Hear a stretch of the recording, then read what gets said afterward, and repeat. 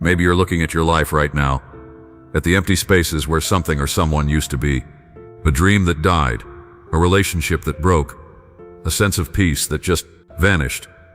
In those quiet, lonely moments, it's so easy to believe that what's lost is lost for good.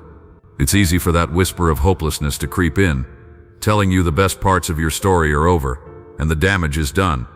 But what if I told you that your story isn't over? What if the very things you're mourning are the seeds of a miracle you haven't seen yet? What if God's promise isn't just to patch you up, but to make you completely and beautifully whole again? Stay with me, because the word God has for you today is one of deep, unshakable hope. It's a promise that echoes through Scripture, a promise of total restoration. Deep in the heart of Scripture, we find a promise that shows us exactly who God is. It's in Psalm 23, a chapter so many of us hold dear. It says, "He restores my soul." Just think about that for a second. It doesn't say He manages our soul or distracts our soul from its pain. It says He restores it. To restore something means to bring it back to its original, intended state, to make it new again. This isn't just something God does, it's who He is. At His very core, God is a restorer. This promise is the foundation we can build our lives on. It tells us that no loss is so big that God can't redeem it. Whether you've lost joy, health, finances, or your very sense of purpose, God's plan isn't for you to just get used to the emptiness. His plan is to step right into that broken place and rebuild. And He doesn't just want to return what was taken. He wants to give you a fullness you've never even known. The prophet Joel puts it this way when God says, "I will restore to you the years that the swarming locust has eaten." This goes so much deeper than just stuff. It's about lost time, lost chances, lost hope. It's a divine promise that even the most devastating seasons of your life won't be wasted. God sees the years you feel were swallowed up by struggle, and He promises to redeem that time to bring a harvest from a field you were sure was barren forever. This is His powerful commitment to you. It's not a question of if He can, it's a promise that He will. Now, if you're sitting there thinking your situation is just too broken for this promise to be for you, I want to tell you about a man who lost everything. His name was Job. The Bible says Job was a good man. He loved God and did his best to live right. And yet, in a horrifying chain of events, his entire world came crashing down. He lost all his wealth, his livestock, his business, everything he had worked for. Even more devastating, he lost all 10 of his children in a single, tragic moment. And if that wasn't enough, his body was covered in painful sores, and his own wife told him to just curse God and die. He was left sitting in ashes, a shell of the man he once was. When his friends showed up, they didn't bring comfort. They brought accusations saying he must have done something terrible to deserve all this. Job was completely alone in his grief. His reputation, his family, his health, all of it, gone. He hit a rock bottom most of us can't even imagine. He had every reason to think his story was finished. But God hadn't forgotten him. After a long, hard season of wrestling, questioning, and finally surrendering to God's bigger plan, something incredible happened. In Job chapter 42, the Bible says the Lord restored his fortunes. But it gets even better. It goes on to say the Lord gave him twice as much as he had before. Let that sink in for a minute. He didn't just get his old life back. God gave him a double portion. He ended up with 14,000 sheep, 6,000 camels, and thousands of oxen. And God gave him 10 more children. The end of his story was far more blessed than the beginning. Job's story isn't just ancient history, it's proof of God's restorative power for us today. It shows that no matter how final a loss feels, God's power to restore is infinitely greater. He's a God who doesn't just replace, He multiplies. So what does this divine restoration actually look like? It's usually not about getting the exact same thing back. Sometimes a relationship is truly over, or a season of life has passed for good. God's restoration is deeper and more meaningful than just simple replacement.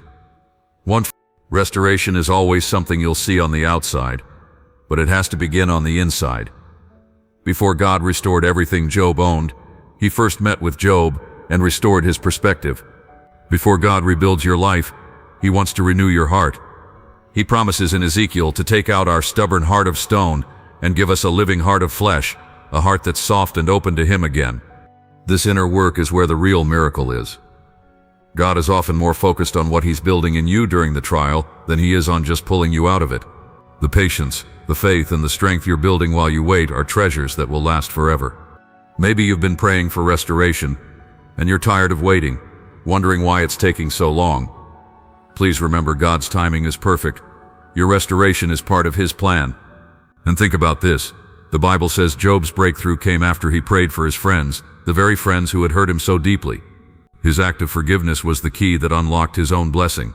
Sometimes our restoration is waiting for us on the other side of our obedience, our surrender, or our willingness to forgive. The promise in Isaiah 61:7 says, "Instead of your shame you will receive a double portion, and instead of disgrace you will rejoice in your inheritance." This is the heart of God's plan. He takes the very things that brought you shame, the failure, the loss, the brokenness, and turns them into a showcase of His goodness. The restoration He has for you isn't about going back to the past. It's about being lifted to a new place of blessing and purpose that you couldn't have reached any other way. You are not defined by what you've lost. You are defined by the promise of what God will restore. Your pain doesn't get the last word, God's promise does. Right now, I want to invite you to pray with me. I really encourage you to stay for this, to open your heart and make this prayer your own. Let's talk to the God of restoration together. Father, we come to you in Jesus' name. We come as people who have known loss. We've seen dreams die. We've felt the pain of broken relationships, and we've watched our hope grow dim. We acknowledge the empty places in our lives, the pain we've carried for far too long. Lord, your word says you are the one who restores our souls. And so today we ask for your restoration. For every year the locust has eaten, for all the time that feels lost and wasted, we ask you to bring it back, Lord. We give all our broken pieces to you because you are the master builder who makes all things new. We pray for the restoration of joy where there's been grief. Restore our peace where there's been anxiety. Restore health to our bodies and our minds. We pray for the restoration of broken families and friendships. We pray for the restoration of our purpose, and we ask that you would take what the enemy meant for evil and turn it for our good, just like you did for Joseph. We let go of our timeline, and we choose to trust yours. We forgive those who have hurt us, just as Job did, and we ask you to unlock the blessings you have waiting for us. By faith, we receive our double portion. We receive your promise to make us strong, firm, and steadfast. We declare that our story isn't over. The best is yet to come. In the mighty name of Jesus we pray. Amen. My friend, if you prayed that prayer, believe that God heard you. Believe that He has already started the miracle of your restoration. Cling to His promises. You are not forgotten. You are not abandoned. God's plan is to mend what is broken. What was lost will be found. What was stolen will be returned. And what was dead will live again. He isn't just giving you back what you had. He is leading you into something better. Walk forward in faith, knowing that your Heavenly Father is working everything together for your good. Your weeping may have lasted for a night, but your joy is coming in the morning. Thank you for spending this time with me. If this message encouraged you, please subscribe and hit the notification bell so you never miss a message of faith and hope. And to stand in agreement with this promise, type "God is my restorer" in the comments below. Be blessed, and know that you are deeply loved by the God who restores everything.